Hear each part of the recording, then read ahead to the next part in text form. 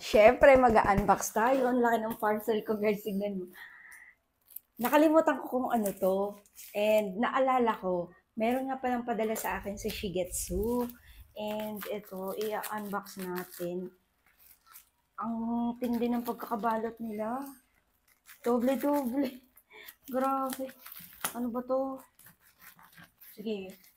Diyan lang kayo, guys. I-unbox ko lang to.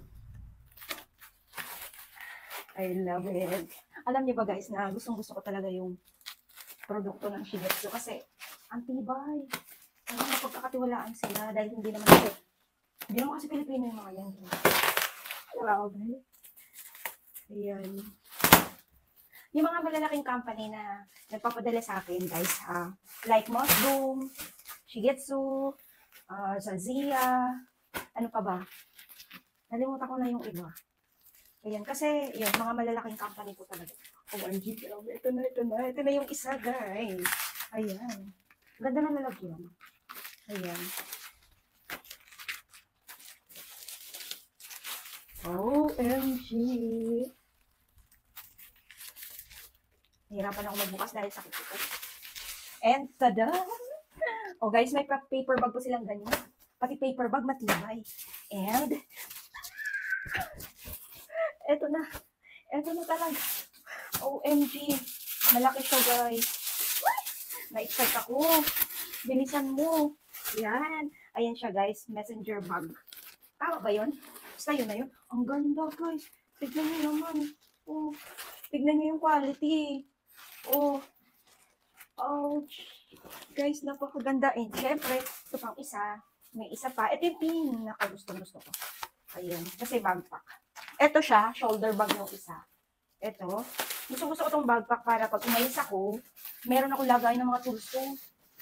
Although marami naman akong bag. Pero wala eh. Gusto ko pa iba-iba. Wala.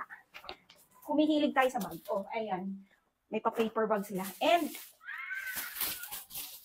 yan ang ganda talaga. Tada! Ang dami kong,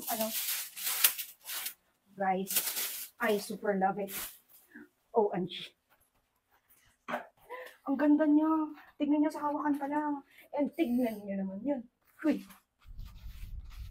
Wow. O, di ba nakalagay na siya? And syempre, adjust natin to dahil kanda ka. Di ba? Oh. O, ganyan siya, guys. Tignan niyo sa loob. Ayan.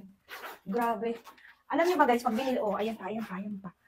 Tapos, syempre may cord to dito kasi paano na lang pag nagano ka, ayan, dito nilalabas yung pag nagpa-power bank ka, pag nag-charge ka, at kapag, basta, kailangan mo yan. Lagay na laptop. Guys, ayan, lagay na laptop. Ang ganda. I love it. O, tapos maraming compartment dyan. Tapos may bulsa po ulit dito. Ayan. Tapos, pwede siyang ilagay sa luggage. Ayan. Pag nag-travel ka. Tapos may ganito siya.